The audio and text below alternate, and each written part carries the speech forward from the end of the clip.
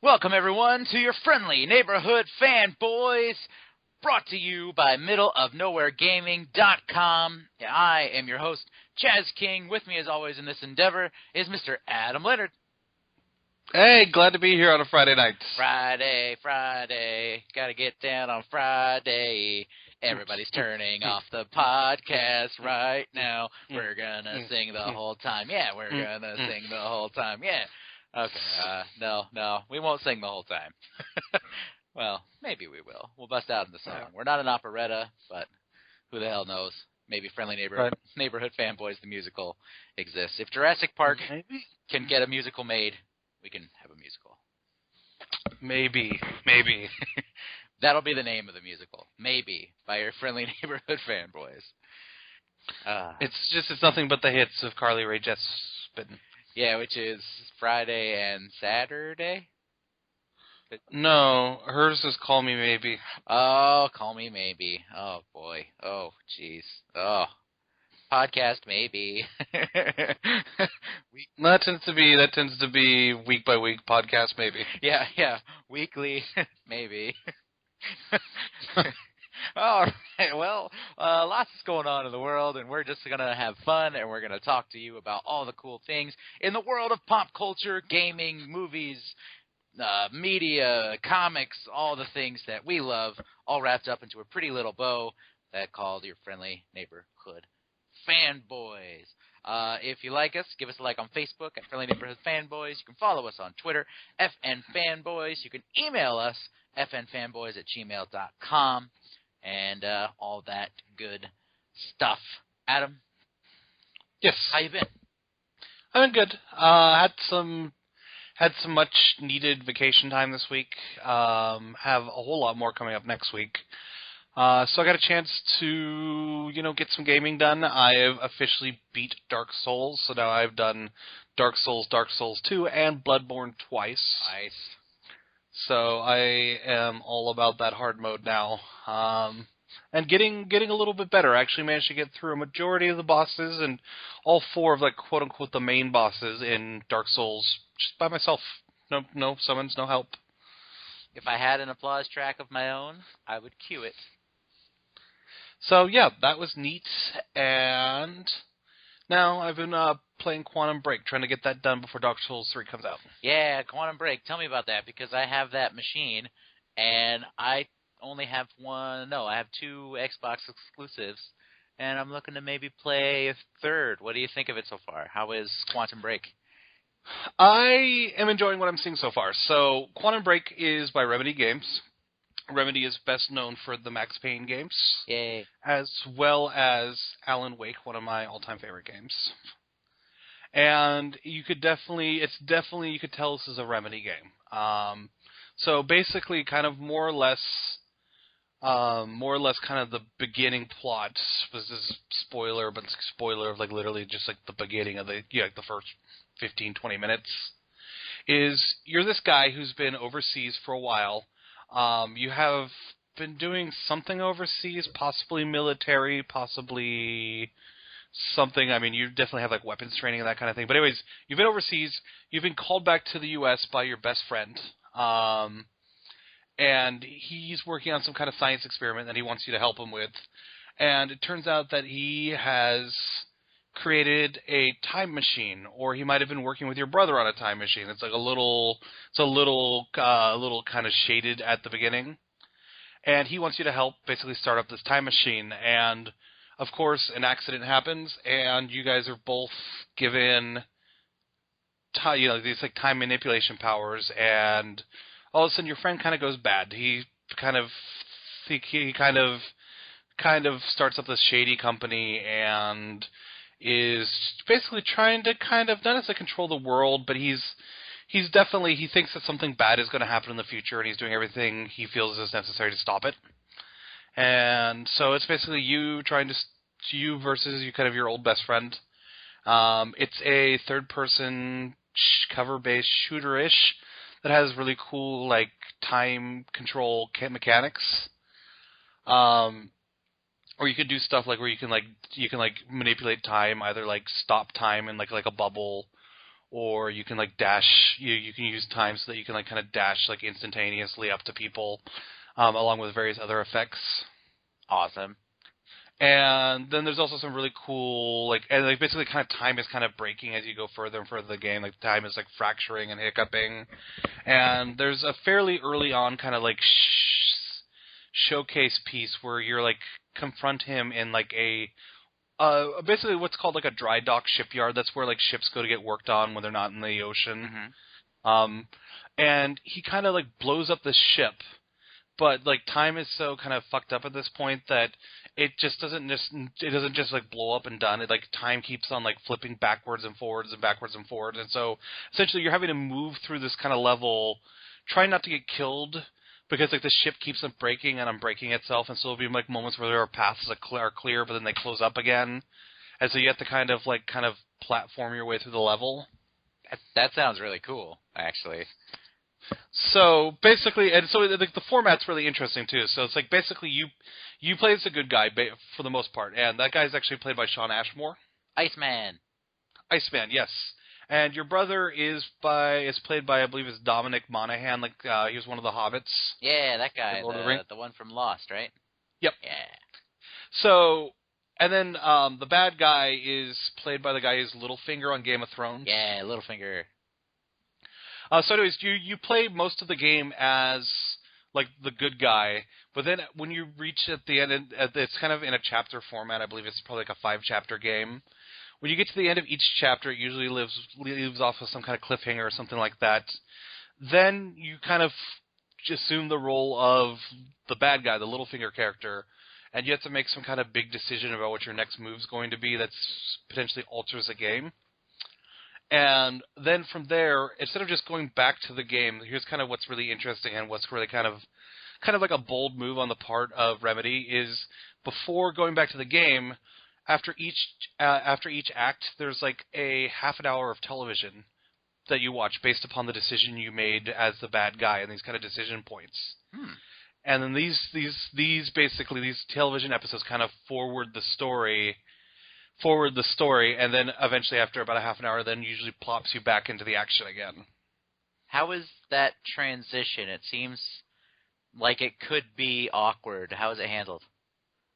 I think it is actually handled pretty well for the most part. I think Remedy already kind of knows what they're doing because you have not played Alan Wake, have you? I have not yet, no. I really recommend it. It's backwards compatible for Xbox One. It's a really special game, but they're already kind of like without the TV format. I mean, well, basically, Alan Wake is a video game that's in the format of a TV show, and that's really kind of cool. It's like basically what's broken out into like 5 acts, and so you play through like each act, and you're going through the act, and inevitably at the end of the act, you get to some big like kind of plot twisty type of thing, and then boom, it'll be like end of episode, like credits roll. There's usually some kind of song playing. There's always a song playing in the background that's very deliberately picked to make you kind of reflect on what you've just been through.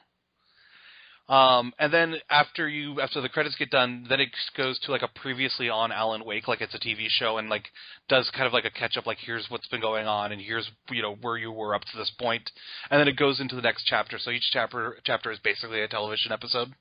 Cool. Yeah. And so basically that's what Remedy is already already knows how to do it. It's another kind of taking it even further with like this live media format that's like kind of live action. Cool. I really like it so far. I am 2 chapters and 2 episodes in, so basically when we're done here tonight, I'll be beginning on the 3rd episode. It's very slick. Like I said, I think the combat's cool. Remedy's just got style for days, and it's definitely showcased all over the place. They've created like a really interesting breathing world. There's lots of like collectibles and stuff to pick up that kind of further the story and give you further information about what's been going on. Only real like negative thing I've dealt with so far is the game does involve a little bit of platforming, and it feels like it's a game that wasn't really made for platforming, and so some of that could be a little bit janky. Cool. Well, that's a good sign. Should I buy it new or wait for a sale? It depends if you got room on your playing card. I mean, like, I would have no issue buying it new. I bought it new. And from what I've seen so far, it's a justified purchase. Cool. But, if you're not going to get to it right away, you might as well wait and see if you can get it for a better deal down the line. Yeah, I'm probably not going to get to it for a while because I think I've said it on the podcast, but I did a bad thing. I started playing Dragon Age Inquisition about 100 hours ago again. BioWare did it to me again. I'm now like completely obsessed with that world to the point where I'm doing something really goofy. So before we got on, I kind of mentioned that there's a video I'm watching, and Adam was like, "No, dude, you got to talk about this on the podcast, and don't tell me yet." It is 5 hours and 35 minutes long, and it is the party banter of every party member talking to every other party member, and I am currently 4 hours and 30-something minutes into it. I have listened to everyone talk to everyone except for, like, Sarah and Blackwall's conversations. There's nearly 6 hours of dialogues between your company as they're running around. I can see that could be interesting. It's quite fun. You discover that, if you don't romance either Dorian or Iron Bull, they actually get together. Huh. So there's like a whole relationship between Dorian and Iron Bull. There's like a bunch of witty banter between like Blackwall and Sarah about like sexual puns. Varric and Cassandra never get along until the very end. It's just all the sorts of fun little relationship things that you just don't get unless you just wait for your party members to talk, which of course is really hard to do. So I commend whoever made this video because it's incredibly well done, and bless your patience, my goodness, because you have to wait for a long time for them to start talking to each other. Well, I can't judge. I've spent an embarrassing number of hours watching Dark Souls videos, so... Cool. Well, I'm glad I'm not the only one. I actually did buy the World of Thetis books as well, which are basically encyclopedias, but for a video game world. Yeah, I bought those because that's the kind of thing I buy. 2 points. First of all, like, I am literally so sad that as I've been playing Dark Souls, I've been then watching a video where I've been watching a guy play the exact same levels I've just got done playing. Partly because it's like a little bit hilarious because it's this video that IGN UK is doing in the lead up to Dark Souls 3, and they challenged a complete like rookie at the Dark Souls game to attempt to beat Dark Souls, and he's kind of like cocky and attention deficit, and it's pretty funny to watch how like disastrously it goes at times.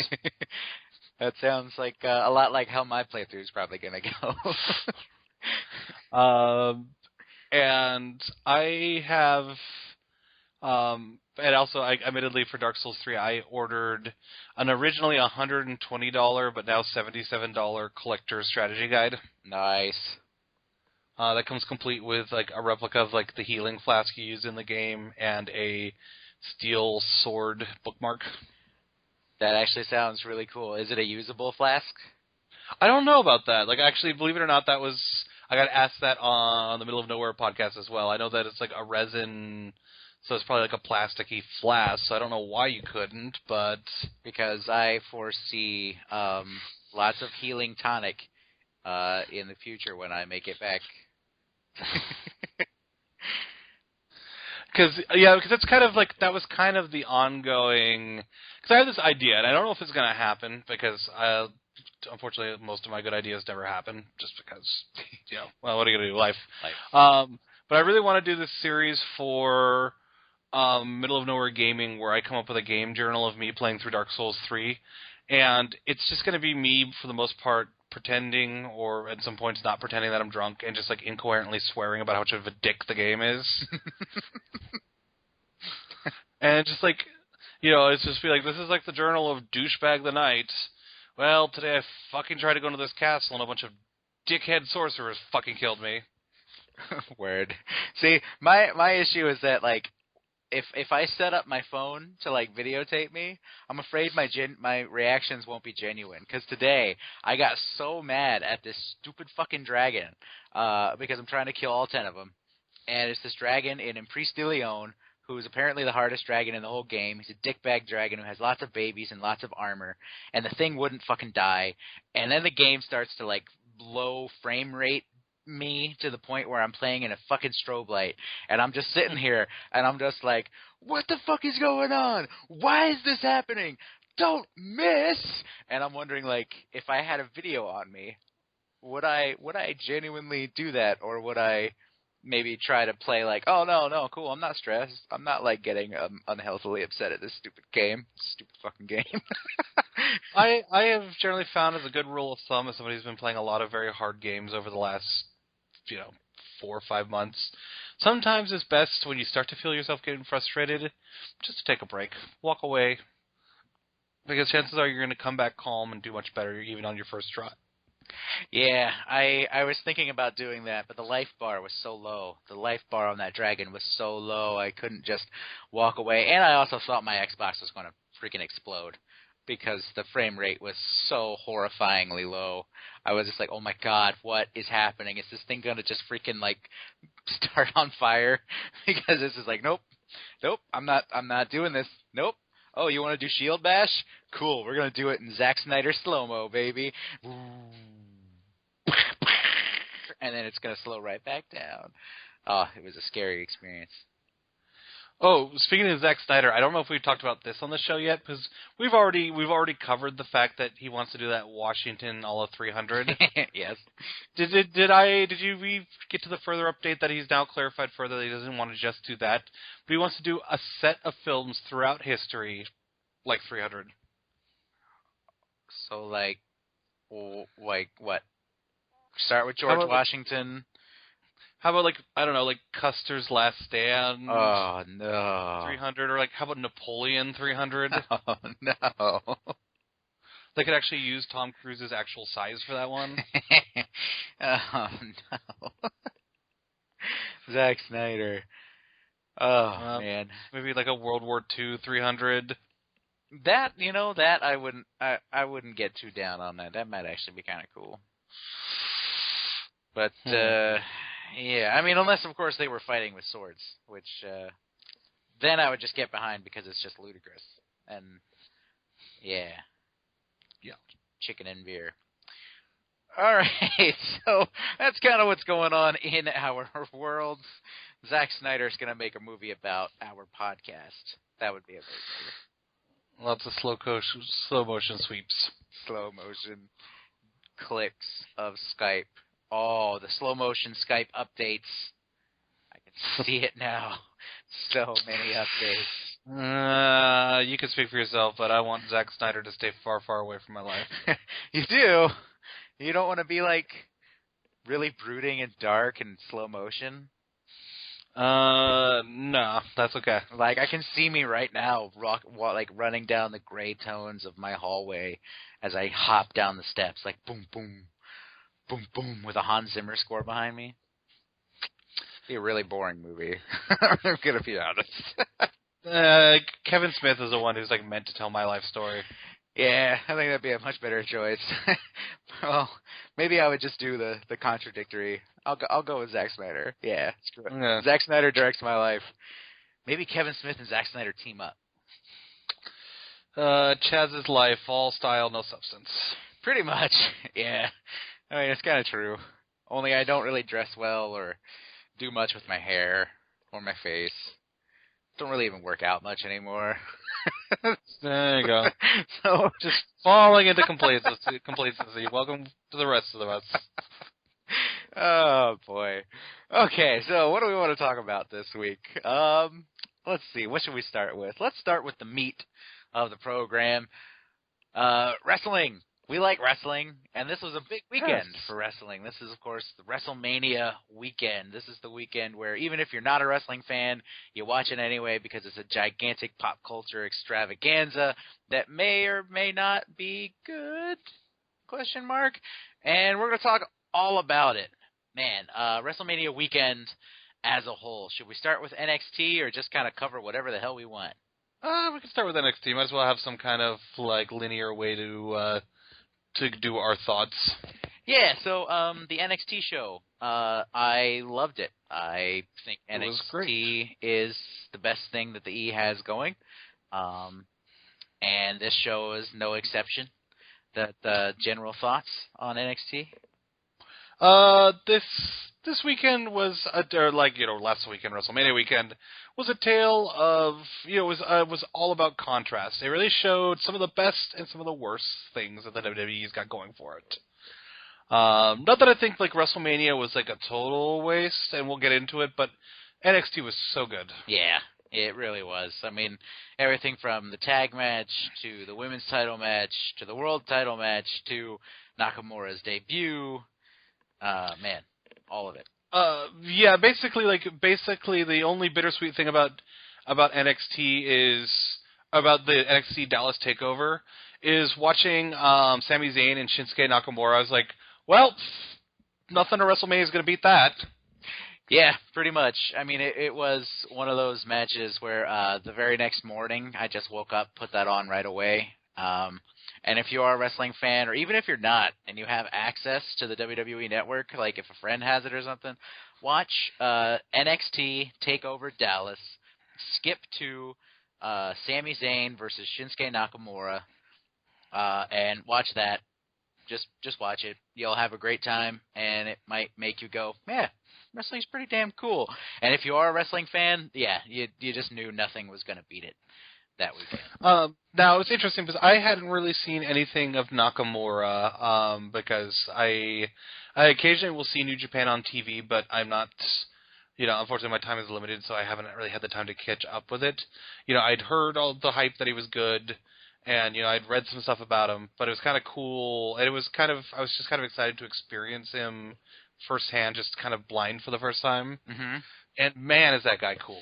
Cool. I'm so happy you say that because that was going to be my next question. So what did you think of Nakamura? Because he's my, ever since CM Punk just peaced out, Nakamura has taken his spot as, my favorite guy in the world in the professional wrestling business.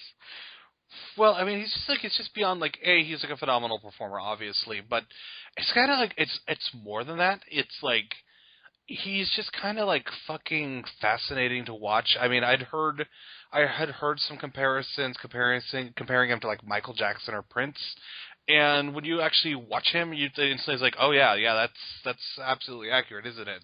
Mm-hmm. Mm-hmm. It's just the way he kind of nonchalantly at the beginning of the match starts gesturing with his hand for Sami Zayn to bring it on. Yeah. He's just fucking cool. He's just got style. He's just somebody, even when he's not wrestling, you just kind of can't take your eyes off him. He's just fascinating. He gained a nickname via the internet, and instead of Shinsuke, he became Swagsuke, because he just was so I don't know, just cool. Jim Ross described him very well at Wrestle Kingdom 9 when he did that a couple years ago. He described him as he's a big fan of Michael Jackson. He's a lover of Freddie Mercury, but his nickname is the King of Strong Style, meaning that he will kick your ass. And I was like, yes, he will. And strong style indeed it was. Particularly probably the most memorable part of the match for me, and we kind of already talked about this a little bit, is that moment for a good 3 or 4 minutes where they just take turns hitting each other in the face over and over and over again, and they're both clearly exhausted, but they're struggling to put in another forearm on each other. Mm-hmm. And then towards the end, you start hearing those forearms. It's just oof, they're laying it in. We'll apologize later. That's what I like to call those segments.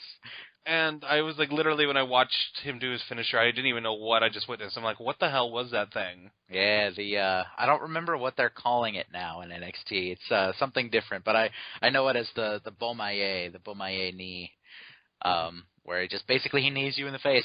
The thing is, he didn't knee him in the face. He did some kind of weird crescent kick. Yeah. And if you watch it in slow-mo, he does a crescent kick, but he's hitting you with his knee. Kind of you ever watch a John Jones fight in the UFC? Yeah, but I probably wouldn't recall something like that. Instead of jabs, because his arms are so long, he does elbows. So basically, Yeah. he hits you with elbows, and Nakamura does that just with his knee instead of his foot. So he's kicking you in the face, but he's kicking you with his knee. So it's like, whoa, what the hell? What just happened? And Sami Zayn, what a class fucking act, exactly as it should have been. Sami Zayn, pretty much he has left NXT, and he did it the right way. He put over the new guy, put on a hell of a match. Everybody looked like $1 million. They shake hands at the end. Sami Zayn moves on to his big next thing, while giving the new guy a big push to the moon. And the thing is that Sami Zayn did not look bad in that defeat either. No, he did not. Because they both kicked the crap out of each other. That was an incredibly competitive match. Could have felt like it could have gone either way, but I think it was the right decision to have Nakamura go over. Yeah, especially because I mean he's your new like big quote unquote big money star for the brand, you know, along with like Finn Balor and Joe. And oh man, I just thought of it. We're gonna get Nakamura versus Samoa Joe at some point. I'm sure we will, and that will be amazing. It's gonna happen, and I expect lots of moments. Even though it's a pro wrestling show, it's a show, but they're gonna lay it in. They're gonna hit each other, and you're just gonna go ow, ooh, no. It's gonna be good. I'm super stoked for that match. So I'm trying to think what else real notable came out of there. How'd you feel about Bayley finally dropping the title? I think it works because like I felt the story of the match was really good, where Bayley's like the ultimate babyface, but Asuka was just better, and just had an answer for all of Bayley's stuff, and Bayley couldn't depend on her normal like comebacks because Asuka had an answer for all of it. And I think it's to me it kind of feels like a little less intense, but like Holly Holm, Ronda Rousey, where it's like Bayley has been on fire nonstop. She retains her title. She's the most popular thing going in the brand. And then, here comes this thing, and we're thinking, okay, she might keep it, but she's got a legit chance. And no, she just kind of gets owned. Because if you watch the match, Asuka basically owns Bayley. Bayley gets not a whole lot in, and I'm expecting a big kind of comeback story, like where Bayley will get better because of this loss. And I think that's a great story to tell. And yeah, it doesn't hurt to switch it up. She had a nice long reign. I mean, she's been champ since August, so it's not going to do any discredit to the belt to drop it so quickly. And to be fair, she wasn't necessarily the only babyface in that match because Asuka's a little more of a tweener, but she's also very much a babyface in my opinion. Yeah, she's not going to like I don't know, come out with inflatable tube men. But she's also not going to cheat to win. She's going to beat you fair and square if she does. And the audience seems fairly squarely behind her as well. Like, personally, I like Asuka a lot. From the first match I saw her, she's something special. That was the one against Emma, right, in London? Yes. Yeah. Because she, once again, is just fucking interesting. Yeah. I love Emma, too. I hope she gets more opportunity now that she's on Raw more consistently. Yeah, it's fascinating to watch now because, and this is like really speaks to the day and age of women's wrestling that we're in, and this is like, also this will definitely probably come up again when we get to Mania, is it's fascinating that these women now, like, the word I use, they are interesting. It's like, it used to be, back in the day that it was just basically, the way the WWE marketed it is like a bunch of, attractive women in skimpy outfits who are all like basically catfighting with one another for one superficial reason or another. And now, ever since like kind of the influx of NXT women's talent, it feels like we actually have kind of like interesting, fully fleshed female characters in the WWE. Who bump like champs. Like, there's none of that, like, how like Tori Wilson and like Stacy Keibler, all respect, because they put on the show, entertained, made their money, all the stuff. But, like, they wouldn't throw their heads back. You know what I'm saying? Like, they wouldn't just take a straight-up, like, backflip clothesline bump. They would just kind of stumble and fumble around. And bra and And panties matches. And yeah, and to be real, just like a little bit harsh. I mean, yes, there were some like Lita and Trish who took it to the next level, but I think divas pre this have basically been like a slight level above strippers. Yeah. And unfortunately, even Trish and Lita got caught to their fair storylines that basically elevated them, de-elevated them to about that level. Yeah. But it feels like while these new divas are definitely attractive, I'm not saying that they're not. It's not necessarily about the fact that they're just like these hot women. It's they're all very distinctive. They're people. They've got goals. They stand for certain things, and that's why you're interested in them, not just because they're like some kind of piece of eye candy. Exactly. Yes. 100% agreed. Yeah. I mean, Sasha Banks is my second favorite wrestler in the world right now. Shinsuke Nakamura is number 1. Sasha Banks is number 2. She's really grown on me. She's kind of awesome. Yeah, I just kind of I fell in love with the character in NXT. Like just that match against the Becky Lynch at, I'm trying to remember the name of the show. I think it's Unstoppable, NXT Unstoppable. That match, I was just like, holy shit. That match is like the best match I've seen from this brand, like ever. And then Sasha and Bayley top it the next month, and then they do the Iron Woman match, and it's just, I just kind of, that she is an excellent performer, and I'm really glad that, these ladies are all getting the chance to shine. Like, yeah, I'm just super stoked for all of it. I have more to say about her, but we'll wait until we actually get to Mania. For sure. Sounds good. Okay, what else happened? Samoa Joe got cut in the face. Yeah, he did. During his match with Finn Balor, and the damn doctors kept stopping it. And the fans were not a fan of that. Oh, it was starting to bug me, too. I was like, oh, my God, knock it off. Like, stop. Just let them fight. The blood doesn't do anything. He's not dying. It's a little cut below his eye. He'll be okay. And you could tell Joe is getting pissed, too. He's just like, stop interrupting my story. You're hurting my story.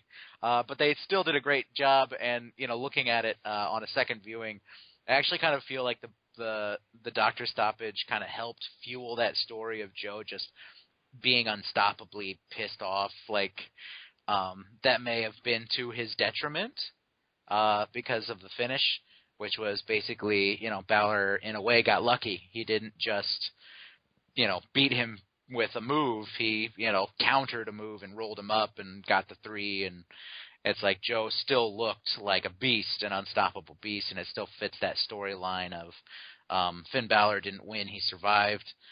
And, so even though it annoyed me in the moment where they were trying to seal up the cut, it just, I'm okay with how it ended up in the long run. I was fine with how the match went. Once again, it maybe felt like a little bit of a letdown, only because I just, I'd witnessed Nakamura versus Zayn before. Yeah. I'm kind of curious at this point, because now we kind of get to the great question mark of when are they going to finally move Balor. Skyler, like my brother Skyler, pointed out very, very astutely that apparently NXT is taking a European tour, so yeah, it would make sense they're going to hang on to Balor for that. Mm-hmm. So yeah, I'll be interested to see kind of what's in the future, and especially with the rest of Bullet Club hanging out in the mist somewhere. Yeah, Carl Anderson and Gallows. I thought they were going to debut on Raw. I just thought like, oh, this is the place where they're going to do it. No, it didn't happen, but that's okay, because that means they'll show up some other place, some other time, because they are contracted. They are there. They're part of the company, so now they just got to find the spot and do it. So really excited. I love Carl Anderson, and Gallows used to be Festus. And I remember. I'm excited for him to get another opportunity and show like what he can really do, because he really kind of came into his own in Japan as just, monster, but also he's got like such a unique charisma and personality that I think he can be a real big, cool player in things to come. Anything else you want to talk about on NXT, or do we want to go to Mania? No, it was all uniformly pretty good, but I think like covers the most major things. Yeah, watch that show. Even if you don't like wrestling, you should watch NXT TakeOver Dallas if you know someone with access to the network. And even if you don't, they'll give you a month for free of the network, so you can dabble and see if you like wrestling or not. Yeah. Let's see, WrestleMania. Oh boy, where to start? It was 7 fucking hours. Yeah, I know. I admittedly missed the main event. Still haven't watched it, partially because I just don't really have because I wanted to go watch The Walking Dead, and I hadn't anticipated how long that damn thing was going to be. It was 7 fucking hours. That is insane. The pre-show was 2 hours, but they had like 4 matches on the 3 matches on the pre-show. So they want you to watch the pre-show. So you're watching the pre-show as people are filing into the building, people are wrestling in the ring, which is a weird visual, and I thought it was kind of cool. But, okay, you got a 2-hour pre-show. The show itself is supposed to go 4 hours. But they said, fuck it, we're not on pay-per-view anymore. This is our stuff. We can go 5 hours. They are on pay-per-view, though, still. Are they? Are they still? I'm pretty sure you could still pay $60 to watch WrestleMania. Wow. What a jip. I know. I'm sure there's somebody who does it. I'm sure. Oh, boy. And, like, what happens, though, when they go... I mean, they literally went 47 minutes over that 4-hour marker. Well, I'm pretty sure, like, if you pay attention, when they... Basically, one channel is just airing WrestleMania over and over and over again. So it's not like they have something else scheduled. It's not like... Yeah, that, like, Naughty Sluts Volume 7 is queued up to come on right after that. Yeah, that is true. You got me there. But yeah, like, oh my god. That one's on the different channel. 7 hours. That's too long. WWE, that's way too long. And I was definitely feeling a little drained after it. Oh, I was done by the time the main events were starting. I mean, like, to me, I felt like in terms of timing, the women's match was the main event because that's like when it came on. It's coming on in what I thought would be the main event slot. And I'm like, okay, cool. No, we still have Hell in a Cell. We still have the Roman Triple H. Yeah. There was a point where I was wondering, did something happen with Triple H Roman and they're not doing it? Yeah. Like, what happened? Did someone like pass out or something? Did they finally wise up that the audience was going to lose their mind when and if Roman Reigns got the belt? Mm-hmm. Oh boy. But yeah, let's start at the beginning. Ryback Kalisto was a match. That happened. I did not see that one. That's okay. You didn't miss anything. Usos Dudleys, again, a match.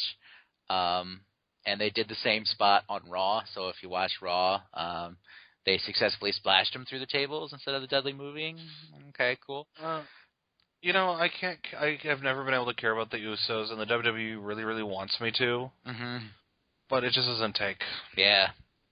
Well, I mean, we had that conversation about, now that the women's matches are so intriguing and good, what the hell's the piss break?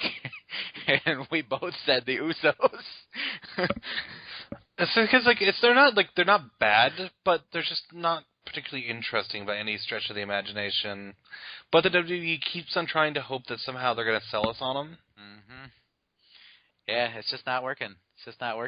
Play hard in the paint. I don't even know what that means.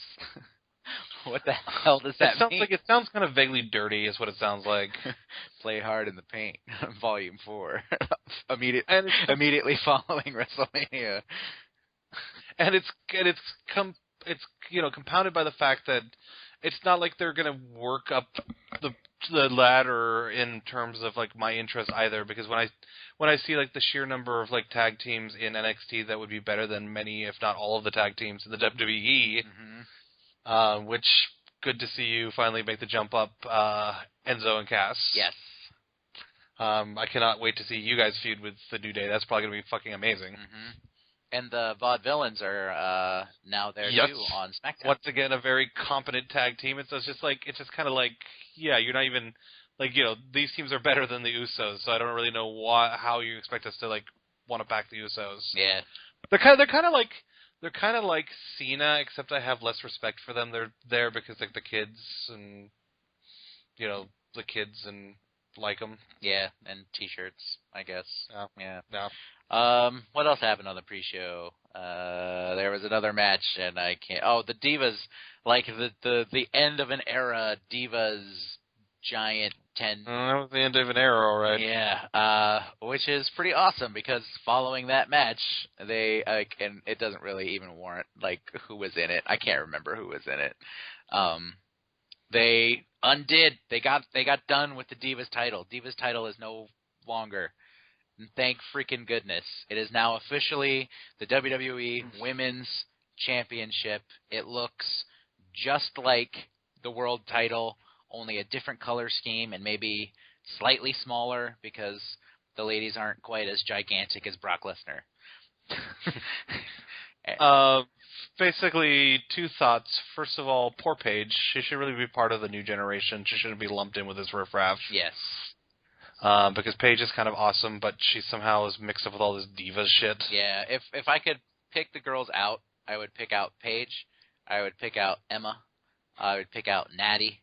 Yeah, I agree with that. Yeah. Also, I felt that it was kind of cheap to go for the Daniel Bryan pop. But hey, just because Daniel Bryan is awesome, you're not going to convince me that the Bellas are awesome. I am sorry. Yeah, well, that was apparently her last match. So. Okay, be that as it may. Bella is apparently retired now. I have kind of indifference about that. I know, same. It's not that I dislike the Bellas because I'll admit right here on the podcast, I watch Total Divas. It's really stupid and it numbs my brain, and I feel like I'm a little dumber for having watched all of it. But you know what? I don't dislike any of those girls except for Eva Marie. My fucking lord, get her the goddamn out of the ring. Like, I'll confess, I didn't give you like a full eye roll there, Chaz, but I definitely gave you a quarter of an eye roll. Okay, well that's good. That's good. At least I'm not in the negative. I'm not in the negative. A quarter eye roll, I'll take it. I can still win that back. I can still win that eye roll back. Yeah, let's see. WrestleMania kicked off with the ladder match. Yes, that was a ladder match. It was entertaining. Maybe not the best ladder match I've ever seen, but interesting ending. Like, it wasn't what I was expecting, and for that, I was okay with it. Yeah, I'll admit, I popped. I was like, what? What? No way. Okay, cool. Maybe 4 years too late, but you know what? Good for Zack Ryder, man. He got his moment. And I'd feel better about it if they didn't proceed to take the belt away from him the next night on Raw to The Miz, no less. Yes, because fuck you, that's why. Because I would have been behind an actual Zack Ryder, mid-card run, because the audience is behind him. Guy has obviously done a lot of work. Not a bad worker. Like, I can't say that I've seen enough of Zack Ryder to know if I have much of an opinion about his work rate. Which says something about the WWE. So I was like, right on, okay, like, because you pretty much everybody assumed it was either going to be Zayn or it was going to be Owens. But yeah, I was pretty all right with that. I just really wish the WWE would have committed to it rather than doing it once again to get another fucking cheap pop at WrestleMania, only to quietly sweep it under the rug the next night. Yep. Yeah. Poor Zack Ryder. Now, but we'll get it back. Maybe there's going to be a feud between him and The Miz. That's possible. Yeah, I'm not sure how long that'll go. I really hope it's not just one of those things that's done away by the end of the week because they have their rematch on SmackDown. And so I really hope that it wasn't just swept under the rug. Remember that time The Miz won a main event at WrestleMania? Yes, I do. WrestleMania 27. To be fair, because I kind of love... one of the things I love in the WWE is, like, the art of, like, the promo package, and so I've inevitably spent some time, like, looking up lists of, like, the best promo packages of all time. And the promo package for that actually consistently shows up on lists for, like, best promo package of all time. With the, the Miz, the Hate Me Now video? Yeah. Yeah. After going through all of them, my favorite personal one is there's... the promo package for Shawn Michaels' Taker 2 is fantastic. It's like got this like Caesar song that's pretty awesome and kind of really showcases like Shawn Michaels' level of obsession with beating the Undertaker. Yeah. If I had to pick one off the top of my head, CM Punk, John Cena, Money in the Bank 2011. Mm-hmm. That's my favorite one, with like the weird kind of guerrilla radio takeover thing they were going for, with like the static and the microphone and the repeating. It almost reminded me, like, you know how Riddler trophies are? Like when the Riddler's Yep. all like, Dark Knight, Night, with the weird distortions. They did a lot of that in that video, and I love that. Like, if I ever want to get super excited about things that could have been, I'll watch that video. You know what other one I really like, and this is like a real recent one, is probably among my favorites, is the one from Daniel Bryan's WrestleMania win, the Taseta Monster. Mm-hmm. That one was pretty fantastic. Yeah. Promo packages. Good on you, WWE. Let's see. AJ Styles, Chris Jericho. Why did AJ lose? Yeah, that's basically my overall thing. Is there didn't seem to be a good reason for it. I mean, I got no problem with Jericho. Obviously, he's a legend, and he's somebody who definitely blazed the way for people like AJ Styles in the WWE. Mm-hmm. But yeah, he just didn't need the win, did he? No. Like WWE likes to do this for some reason. They do it to the Money in the Bank winner like every year. They'll put him on some sort of losing streak before they win the title. And I'm just like, what the hell? Like, you had him lose at WrestleMania just so we wouldn't see it coming on Raw that he's the number one contender, which, cool, awesome, I love that. But, like, what the hell was that supposed to accomplish? He would have looked even stronger and like a legitimate threat if he beat Jericho. I am super stoked with the fact that AJ Styles is the number one contender. I also have some concerns, only because they're putting him up against Roman Reigns, a guy who's much, much larger than he is. Mm-hmm. So I swear to God, I hope they just don't feed him to Roman Reigns on a plate. And the WWE hopefully knows better, because AJ Styles is basically one of the most popular people they have on the roster. Mm-hmm. And so to have him lose to Roman Reigns is basically like, it's basically just asking you to, like, and asking a crowd to incite to riot. Yeah, pretty much. Pretty much. So I really hope the WWE knows what they're doing. I hope so too. There's a part of me that hopes like maybe Roman has to cheat to win to beat AJ, and that like kind of leads into maybe not like a full-blown like I'm a bad guy, screw you people turn, but just Roman staying on his whole I'm the man, I'm the guy, like screw you guys, who cares? I won, that's all that matters. He doesn't have to be a total dick. But yeah, I'm kind of hoping there's part of that, but there's a part of me that's just thinking, nah, AJ's just going to lose. It would be amazing if AJ won, because once again, that would be getting with your audience in a big way. Mm-hmm. But that was like a pretty awesome. Like, I really hope that this is a good sign for the WWE. The fact that the number one contenders match was Jericho, which is fine, not the most exciting option, but also better than a lot of other options. Mm-hmm. Versus Sami Zayn versus AJ Styles versus the newly fucking returning Cesaro, which I pray to God they now know what they have and decide to use him properly. Yeah, I was actually really stoked to see him back. And I think it adds fuel to the fire that Kevin Owens took out Sami Zayn, and then just Cesaro came in. It's like, all right, awesome. Because Cesaro is probably one of my top 5 favorite wrestlers right now. He's really, really awesome. Yeah, he's one of the best, and hopefully he gets a chance to shine, because the people are totally with him. He's one of those guys. It's like, doesn't matter where you go, he puts on a hell of a show, whoever he's in there with, and people respect that. Like even the quote unquote layman fan, like the average Joe looks at that guy and goes, that guy's really fucking cool. I'll be interested to see now, though, if they address the elephant in the room, because now that they got Styles in the WWE, they both have the same finishing move. I'm curious to see whether or not they'll maybe start to emphasize, kind of transition out of the neutralizer and maybe put more of an emphasis back on his like uppercut. Yeah, probably. That's a good route to go, because the uppercut, I think, is a much cooler move. And also, I think that Styles has been doing that longer, hasn't he? Yeah. Cesaro picked up the neutralizer when he got to the E. He wasn't really ever doing that.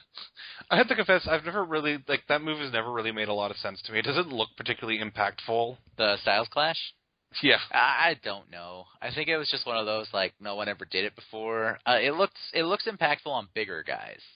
When he was able to pull it off against Samoa Joe in TNA, it looked like, oh, wow, good for you.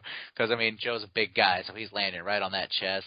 But, yeah, he did legitimately break Yoshitatsu's neck with that move. Really?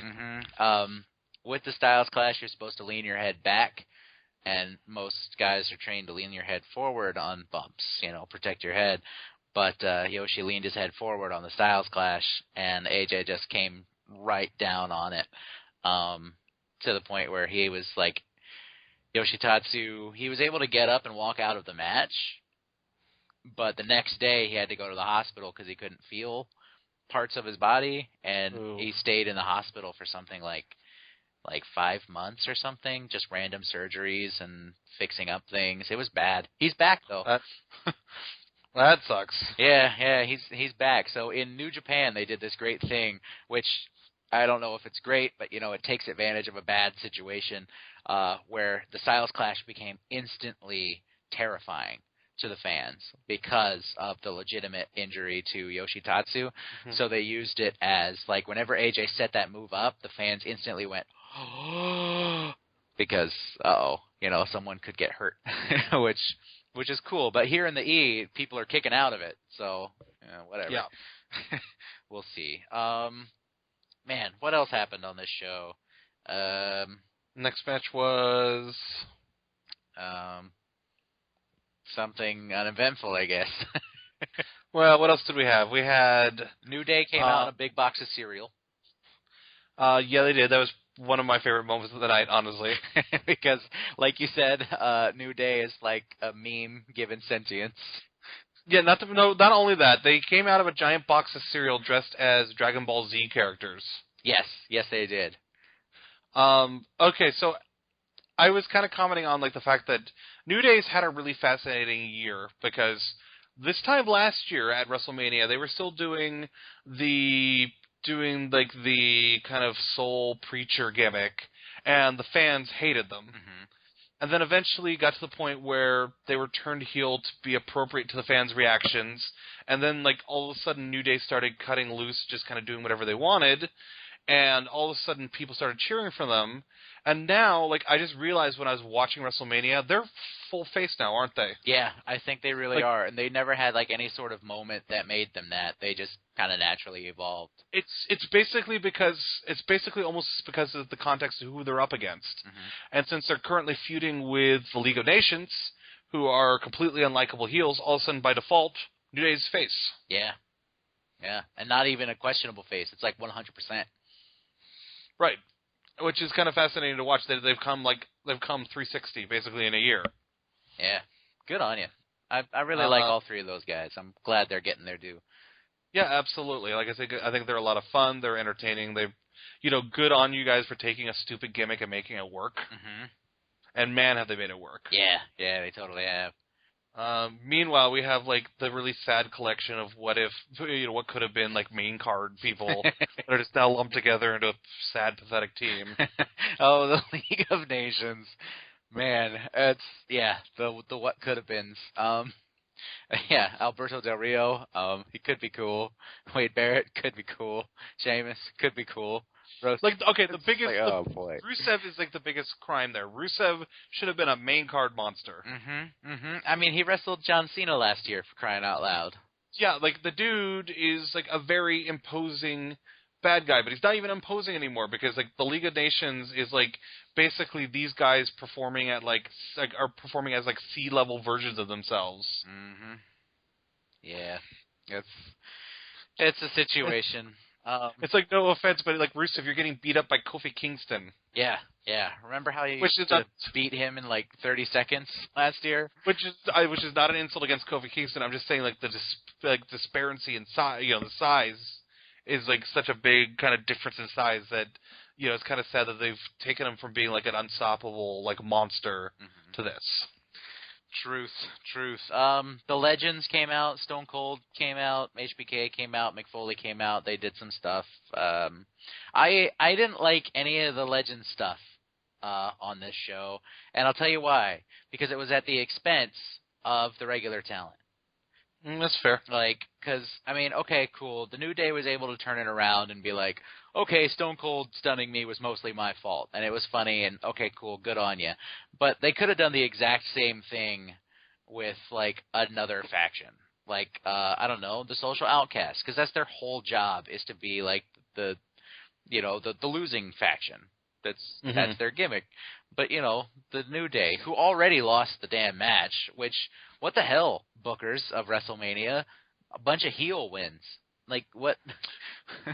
Well, okay, not even that. Let's go beyond that point. But here's what, super confused me, is it's a match involving the tag champions at WrestleMania. You'd assume the stipulation is what?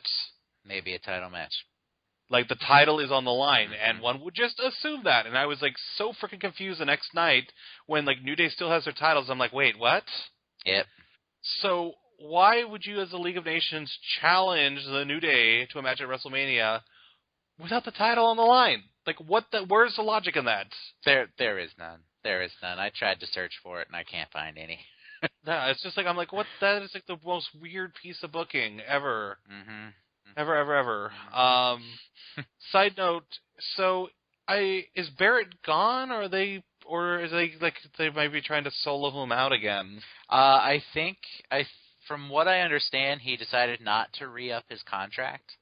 Okay. So he's just kind of out in the wind, I guess, now until May. Okay. Yeah. Which I'll be interested to see where he goes, because he could do some really cool stuff in Revolution Pro over in the UK, or he could go to Ring of Honor. Ring of Honor will take care of him. Yeah, it's a shame. He was never used properly. I think the guy had talent both on mic and in ring, and he was, he's somebody who probably could have been a main eventer had you handled him correctly. Yeah, that's true. What was next? What was after the whole Legends segment? What was it? I think the Divas match? Was it the women's title? Or was it Lesnar? Oh, Lesnar-Ambrose. Yes, Lesnar-Ambrose. Kind of disappointing. Yeah, I really wanted them to just, really beat the crap out of each other, and it was, 13 minutes. And I was like, oh, well, that was brief. I mean... Not to mention, there was almost no weapons use. Yeah, there was a pile of chairs and a stick, a kendo stick. Okay. And they kind of did a disservice to Ambrose, really. Yeah, I mean, in a way. It still took, 13 suplexes, 2 F5s, and one of them on a pile of steel chairs to beat Ambrose. But I still wanted Ambrose to get more in, if that makes sense. It's cool that, Ambrose took a hell of a beating, and he did. But I wanted Ambrose to give Lesnar a little more of a beating as well. Lesnar can still look like a monster, but I wanted there to be, a moment where it felt like, shit, Dean can win this. And that moment never happened. Yeah, it kind of feels, once again, I think that Dean Ambrose may be the single person that the WWE Universe is behind the most right now. And it feels like the bookers and Vince and everybody just refuse to acknowledge that. They're just trying to, put their fingers in the ears and go, nah, I can't hear you. Yeah, and I didn't have, a problem with how Lesnar won and all that. And like I said, he took a hell of a beating, but I didn't have a moment where I believed Dean could win, and I should have. Right. Yeah. That would make for an appropriate WrestleMania match. So overall, yeah, good, but disappointing. Now the women's title match. My personal favorite match of the card. I kind of think it's and granted, I haven't seen the main event, and I'll admit that, but you're not missing much. I think it's kind of hard to argue any other way. I think really from what I saw from a overall technical standpoint, that was the match of the night. Yeah, I felt, and triple threats have always been to me, they seemed like they would be really difficult. Because it's it's tough to because if you're in a 4-person match, all right, they square off one on one, opposite sides of the ring or whatever. Right. And then you can come together for big spots. But triple threats, you got to come up with an excuse for a guy to be out, or like do, I don't know, 3 headlocks or something like that. They seem like really difficult. But I felt like these ladies like might have studied Styles, Daniels, and Joe, because they just kept it non-freaking stop. Like, there were only a couple moments where any one lady would be out of the ring. Like, it was non-stop action, great story told.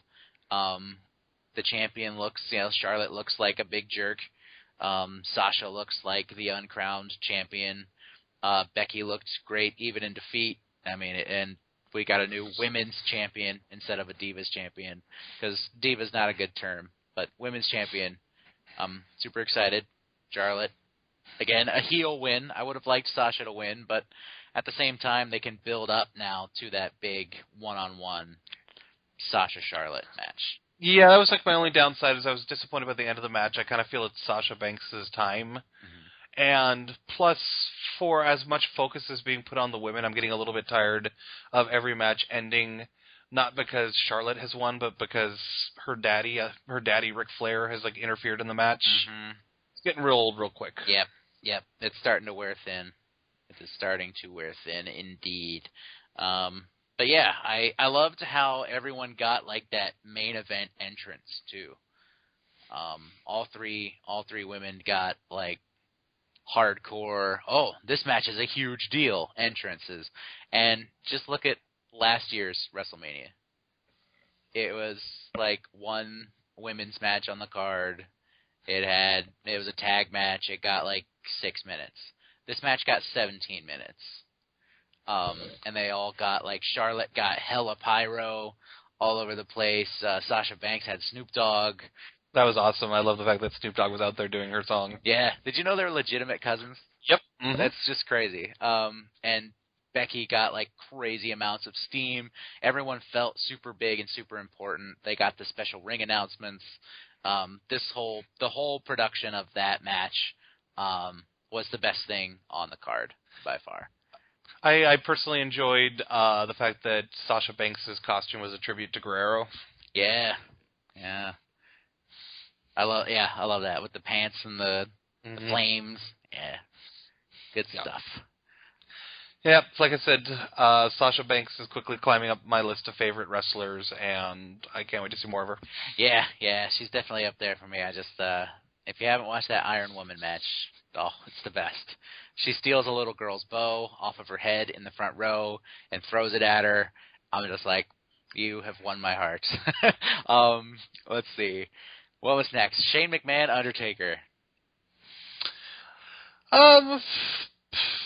So far, first of all, I'll say that the match was, in my personal opinion, better than it had any right to be. Mm-hmm. Man, like, the audience is really behind Shane McMahon, aren't they? Yeah, they really are. And to be fair to Shane McMahon, I mean, dude works his ass off. Mm-hmm.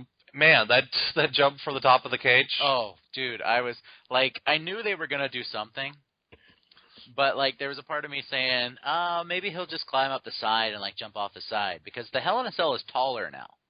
Mm-hmm. The Hell in a Cell, I think, is like considerably taller, like 4 feet taller than it used to be. Yep. And jumping on that tiny, like, because when you're up there, that's a small table. Right. There's like zero room for error. And so like I knew they were going to do something, because it's Shane McMahon. He does crazy things. So everyone's sitting there expecting a crazy thing.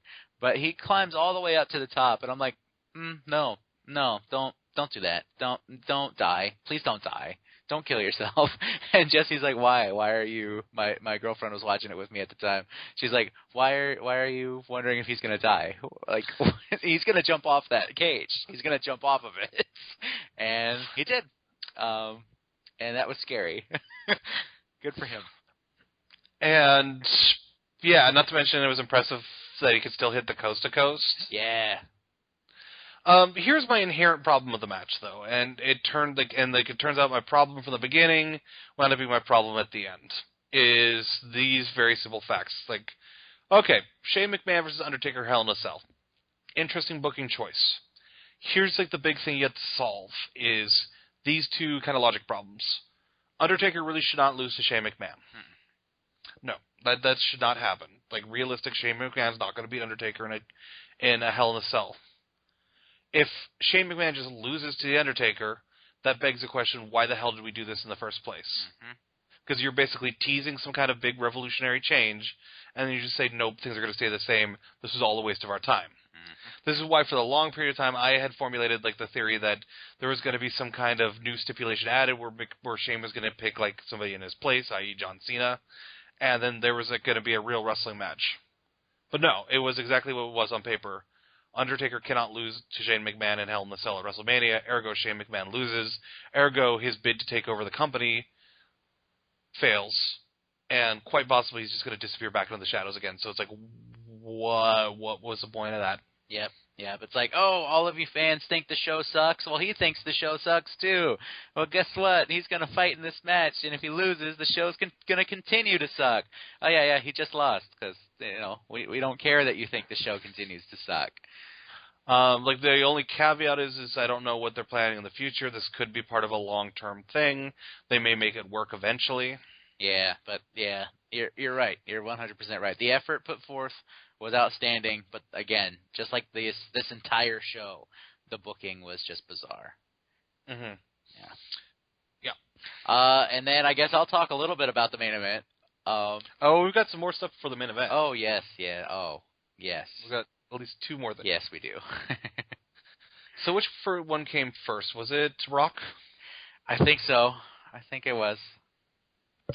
Poor Wyatt family. What the fuck, WWE? Ugh. I was so frustrated after this segment. I was completely taken out of the show after this segment. I was just like, okay, what the hell is happening? The Rock comes out. Oh, look, cheerleaders. Oh, look, he's got a flamethrower. I'm The Rock. I have a flamethrower. Whoop-de-freaking do. It's like, what is going on? Oh, he announced the number. Okay, cool, whatever. Did you need a flamethrower to do that? I guess so. And then the Wyatts come out, which could have been amazing. Mm-hmm. What if Bray Wyatt beat down The Rock, kissed him on the forehead and gave him a Sister Abigail, left The Rock laying at WrestleMania in front of 110,000 people? Well, that's what I thought at first. Like, for a while, I thought they were like almost leading the direction like he was challenging him to a future match. That's what I thought too. And I'm thinking, oh man, like that whole line about I'm not here to open a door, Rock. I'm here to kick it down. Mm-hmm. It's like, hell yes, Wyatt. Get some fire back. And then Rock just... Go ahead. You were going to say... No, I was just sighing. Go ahead. Yeah, but no, it just ended up like, Bray, you're really good, but I'm The Rock. I'm better than everybody here who works the entire year because I'm making movies like Baywatch. It's just like, dude, we get it. You're great. Yes, I don't dislike you, Rock. But this whole segment was awful. Because he rips off his clothes and all of a sudden he has gear underneath? Like, what? He knew this was going to happen? Who is he, Superman? Like, what's going on? Okay, cool. You can beat Eric Rowan in 6 seconds. That's fine with me because it's like, okay, cool, surprise rock bottom, quick 3 count, Rowan's back up. It's not like he hurts or whatever. But then at least let the Wyatts beat the fuck out of The Rock. And let him, just lay there and at WrestleMania in front of those 110,000 people, and like Bray Wyatt proclaims his dominance over the greatest sports entertainment person ever. It's like he's sitting there doing his big pose. The Rock is laid out, and then The Rock could come out at some point and challenge Bray Wyatt to get revenge. And we could have a huge main event match on our hands. But instead, no, John Cena comes out. A guy who doesn't need any sort of fucking recognition, and they just beat up the Wyatts and make them look like goddamn chumps in front of, like, the largest audience that's going to see your show. How am I supposed to believe that the Wyatt family can actually do anything competently anymore? This whole segment just, it infuriated me. Yeah, like I said, it's like I wish I could be more upset, but I'm just been so persistently disappointed because, like, It's a known fact. Bray Wyatt's one of my favorite wrestlers. I think he's an incredible worker. He's an incredible talker. He's got one of the most interesting personalities in the WWE right now. And it shouldn't be hard to book him and the Wyatt family right. It should be so easy to make them a terrifying force of nature. Mm-hmm. But you guys continually sacrifice them to try to bolster up other people. Or to protect people that you're unwilling to even make look weak for a second. Yeah. Yeah. And it makes me sad, because you've got plenty of other people you could be doing that with. Yep. The Wyatts should be, like I said, the Wyatts should be something truly scary. Like, when the Wyatts are coming after you, that should be a real problem. Mm-hmm. Mm-hmm. You should be terrified. Like, I am a giant nerd, and you're gonna learn something about me that I like to do. Ever since I was really young, I liked to write my own wrestling shows. And the video games make it very easy to do that now. So I like to book my own wrestling shows. And I had this whole thing because, you know, I'm a mark and I like to do this. I had the Bullet Club versus the Wyatt family. You know what I made the Wyatt family? Horror movie villains who, like, came out of freaking nowhere. Who, like, the lights went out and you were terrified you were going to get your ass beat. Like, this is something that I just think is super easy to do, but they just don't do it. The Wyatts could be horrifying, like converting people and kidnapping people. Like, and it doesn't even have to get into PG-13 territory. You just make them spooky. You make them weird. You make them, like, just off and terrifying. And the WWE just doesn't seem to understand that.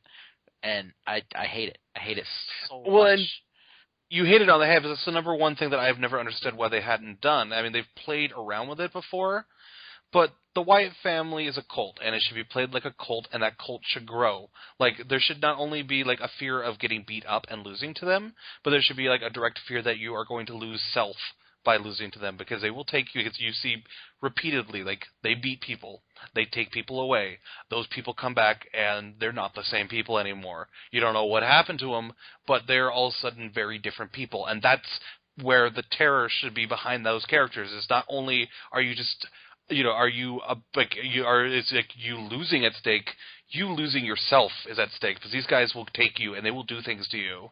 Mm-hmm, mm-hmm. And you will join them if you're not careful. Exactly. And Bray Wyatt can be a boss battle. Like, he can be like that leader where you're like, oh, you're all talk and no fight. But when he fights, he's like Kingpin. He can be like Kingpin from Daredevil, where it's like, well, this guy just seems like a weird fat guy with a beard. Mm-hmm. Or like a weird giant bald guy. It's like, no. This guy will kill you. He will slam your head into a door until your head falls off. That's what Bray Wyatt could be. Mm-hmm. Yeah, it's like, okay, cool. You beat Rowan. You beat Harper. You beat the giant guy, Strowman. And now you got to fight Bray. And you don't necessarily want to fight Bray. Like, that is what I feel they could and should be. And, yeah, it just bugs me. Yeah, like I said, it's never – I think that there's been a lot of promise, but they haven't been booked right in a long time. Hopefully someday that gets fixed. Yeah. All right. What was the other thing before the main event? The Andre the Giant Memorial Battle Royal. Oh, that's right, because I forgot that was even happening until it happened. Now with 100% more Shaquille O'Neal. Yes. What? Have you ever had Shaq tea? No. Shaq tea is actually really good. If you go to, like, your local convenience store and you see, like, blueberry Shaq tea, get it. It's delicious. It's only 99 cents. So the surprise entrants, let's count them up. There was Shaquille O'Neal. Uh-huh. Shaquille O'Neal. We had what else? Diamond Dallas Page. We had Tatanka, just for a little bit of flavor. Yeah, like, and the thing is, Tatanka didn't even get an entrance. So yeah, I'm just sitting there watching the match. I'm like, wait a damn second. Is that Tatanka? Hey, Tatanka, good to see you. What's going on? Tatanka, for those of you guys who don't know, was a wrestler in the WWE back when they were the WWF in the 90s, and he was like an Indian. That was basically what he was. Mm-hmm. And he would, instead of hulking up like Hogan would do, he would do like a warrior dance. Like, yeah, that was a thing. And we had from NXT, Baron Corbin. Yes, we did, and good for him. I I was really kind of shocked to see this result. But you know what? If you're going to make a debut, why the hell not in front of 110,000 people and win a meaningless battle royal? But it's like now it kind of sort of might mean just a little bit because there he is. Made his debut. He won at WrestleMania. Yep. Good on you, Baron Corbin. Beats Dolph Ziggler the next night. Yeah. Yeah, that happened. Good for him. Why do now, returning to like the elephant, or let's say the Shaq in the room? Yeah. Why do I feel like we're gonna see like Big Show Shaq at like SummerSlam or something like that? Oh man, I don't know if it's gonna be that soon. There's a part of me that feels like maybe WrestleMania 33 in Florida. It's like his retirement match. Big Show versus Shaq at WrestleMania. Oh, that makes so much sense. He spent like a huge portion of his career on the Orlando Wizards. Mm-hmm. That would make a lot of sense. That's what I'm thinking. And Big Show's no stranger to weird celebrity matches at WrestleMania. Oh, he's not. He wrestled, who was it, Akebono? And, God, what's his name? Floyd The Mayweather. Yep. So, you know, that's something I predict that will happen. Yep, I think they're setting it up nice and early. Yeah, like I said, maybe it might even be his like retirement match. That would be nice. That'd be a nice way to go out, I think, at a WrestleMania. It would be a very appropriate way for Big Show to go out against Shaq. Against Shaq. Yep. There you go. Alrighty, is it main event time? Yeah, it's main event time. So, did you see anything to do with this match? I've seen a few images of the Hunter Hearst Helmsley Fallout entrance. Yeah, with all the people in the masks and I got more of a Mad Max vibe. Okay. But Stephanie cut this really cornball promo beforehand. She looked really good. And she delivered it very well. But if you listen to what she is saying, it is so cheesy. And I was just like, oh my God, what is this? It was really awkward. And I kind of felt for her in that moment. But you know what? She's a fucking champ. And she sold the hell out of it. So I guess I can't feel sorry for her because she owned it. But it was really, really cheesy. Like, you're all peons, and we're the rulers of the world. And she sounded like the writing sounded like a Sid Vicious promo. Okay. It was really awkward. Roman came out not through the crowd. He came out through the main entrance. Probably because the crowd might have tried to hurt him. I was also thinking because it's a football field and it would take him literally 30 minutes to get to the ring. That's true. That'd still probably be better than most of his matches, but... Yeah, and I'm going to sound like a total marquee dick because I've never wrestled before, but my God, Triple H's back must be sore from carrying Roman. Mm-hmm. They went 27 minutes, and I honestly... that was like the one part of the night where I just went, I want to get up and make some food or something.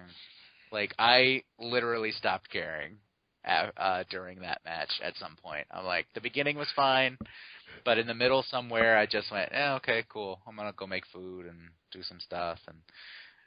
And then there was one cool moment. Roman went to spear Triple H, and he speared Stephanie, and you know, that lit a fire under Triple H, but of course everyone considered him a babyface, so everyone cheered instead of booed when he grabbed the sledgehammer, and he got speared and lost, and that was it. Yeah, I heard they had to edit the audio to drown out some of the booing. It was very loud booing, and then all of a sudden it kind of dipped down, so there was definitely some tampering going on, and it was what it was. And it was, you remember Triple H versus Randy Orton at WrestleMania 25? Not really. Exactly. That is how this match was. It was exactly like that match, where it was just completely unspectacular and failed on every level. And the main event was very, very disappointing. Very disappointing. And, yeah. So, those are my thoughts on the main event. I think that was to be expected because like the problem is that it was the main event that nobody wanted, but the WWE was just hell-bent on giving us. Yep. And it didn't deliver in any way, shape, or form. You know, and it's kind of their fault because they had many options to take a swerve and to do something different. So, you know, i.e. the largest one is like injecting Dean Ambrose in there somewhere. Mm-hmm. But no, they just were really set on like, we're going to do what we want to do because we think that Roman Reigns is our future. And no, he's not. So yeah, that's WrestleMania for you. What would you give it on the school grading scale? School grading scale, yeah, as in like A, B, C, D, F. I would give definitely an A to NXT Takeover. Mm-hmm. Probably short of the A+, simply because, like I said, the main event really wasn't up to the bar that was set by Nakamura, Zayn, mainly because partially because, to be fair to them, because like Samoa Joe's cut was handled really badly. Yeah, truth. I mean, that's the largest thing. I think that both men are completely capable of delivering the highest quality of matches. I just think, unfortunately, the WWE is so up its own ass about this whole PG thing these days that they kind of like screwed that match in order to try to like maintain their quote unquote family friendly nature. And don't get me wrong, I'm not necessarily saying that I want to see a bunch of blood or anything like that. I'm not, but if it accidentally happened, just let it go. Yeah, because it's not like he did the blade job. He didn't cut his head open on purpose. And it wasn't in any danger. It was just like a fairly shallow cut. And it bled. Okay, cool. Just let it bleed. Because one of the things that bugged me is they kept messing with it, and then they'd go into a forearm exchange, and I'm thinking, if you stop messing with it, the blood will coagulate. The blood will harden. It will stop. The blood, the bodies do this. They, that's how we get scabs, like we cut ourselves shaving. Eventually, it stops bleeding, So. And I will give WrestleMania probably. I mean, it wasn't the worst WrestleMania, and there wasn't like a whole bunch of stuff that was necessarily awful. There weren't really awful matches or anything like that, despite some bizarre choices. I will give it a C+, the plus coming from the Divas match. And you're going to get the exact same answer from me. C+, plus from the Divas match. Yeah. Yep. Very well. What about NXT? NXT, yeah, the solid A. I can't go the A+, just because the A+ for me is like a test of time thing. It's got in a year, if I go back and go, damn, that was a great show, maybe. But yeah, just seeing Nakamura in a WWE ring is surreal and awesome enough to put that show over the top. But well, and yeah, not to mention, like, it deserves an A simply because there wasn't really, for me, like a weak match on the card. Even like my minor like niggles about the, minor complaints about the main event aside, like every match was incredibly solid, and you knew looking at that card every match was going to be good because they had all the talent in the right place. And it featured probably what's going to be the match of the year, in my opinion. Yeah, that's gonna be a tough one to beat. Yeah, I'm just super stoked to see Nakamura in the E, and just thinking of the matches that he's gonna have. He's got Austin Aries, he can wrestle. Samoa Joe, he can wrestle. Finn Balor, he can rekindle that old rivalry with Prince Devitt if he wants. Oh man, it's just Styles. Oh, if you haven't seen it, go to dailymotion.com, which is like YouTube but just unpoliced, and watch AJ Styles versus Nakamura from Wrestle Kingdom 10 this year. Oh my God, it's outstanding. It's the best. You should watch it. Yeah, so that's our grade for the WrestleMania weekend shows. Indeed. Anything we want to touch on before we get out of here for the night? We're really over time, but we could probably touch on Rogue One real Yeah, quick. yeah. Rogue One trailer dropped yesterday. Yes. Yeah. And dude, Disney and their trailers. I am super stoked, super excited. I know nothing about like anything in this movie. I mean, I know okay, they're stealing the Death Star plans, but that's all I know. That's all I know. I know a little bit about this person. Forrest Whitaker is in it. There's a guy who looks like a samurai. Mm-hmm. And Vader is nowhere to be seen, though apparently he's in this movie somewhere. And just good on you, trailer making team at Disney. You did it again. Yeah, I'm stoked for this movie. Like I said, I thought it was an interesting choice from the first time I heard about it. And, yeah, like I said, I am very much excited to go see this in theaters in December. Yeah, and I kind of love how, I mean, like, there was a part of me that was disappointed that Episode 8 was pushed back to December of not this year, but 2017.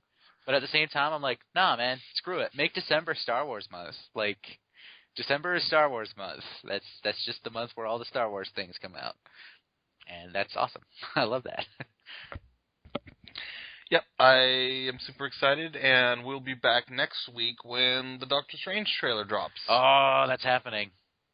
Yep, it's debuting on Jimmy Kimmel on Tuesday, I believe. Sweet. I'm pretty excited. Yeah, he looks great. Yes, he does. Those pictures are great. And apparently he showed up at, I think, Jim Hanley's Universe here in the city, in New York City. Yeah, it's awesome. In costume. I've been to that. That's what I heard. I've been to that store. It's a nice store. It's really small and reminds me of home. It's good. Good stuff. Okay. Anything that we should tell our faithful dozens and dozens? Let's see. Follow us on the Twitter, FN Fanboys. Give us a like on Facebook, Friendly Neighborhood Fanboys. You can email us at fnfanboys@gmail.com. Listen to the Middle of Nowhere Gaming podcast with Adam Leonard. He's always on there, and he's always funny, bringing the funny. I try. Yeah, doing the things. MiddleOfNowhereGaming.com. Bookmark it. Mong Plays on Twitch. And what's the YouTube? Mong Plays as well? Yes, I believe so. Cool. And, yeah, watch all that stuff. Big shout-out to Middle of Nowhere Gaming for letting us give this to you. Thank you for listening to our thoughts on Wrestlemania. Adam, anything to add before we get out of here? I am going to fall into a Dark Souls 3 pit next week. Sweet. Dark Souls 3 pit. I will probably finish Dragon Age and finally move on with my life. Maybe. We'll see. Probably not. I still have like 100 hours. Play Dark Souls. Oh, yeah. Yeah, Dark Souls. I'll do that. Like I don't expect you to go too far, and I won't be terribly, incredibly hurt if you get stuck and you go like, nope, this is not for me. I just wanted you to try it. I just want to see, like, if you can get out. I just want you to get outside of like the Undead Asylum. That's all I'm asking for. Okay. I will do that, and I will try my best to do it by the next time we record. Okay, like Undead Asylum is probably an hour, maybe two worth of gameplay. I can do that. I can find that. Yes. Okay, awesome. For Adam Leonard, I'm Chaz King. This has been your Friendly Neighborhood Fanboys. Thank you to the loyal dozens, and we will talk to you guys very, very soon. Good night, or good morning. Goodbye.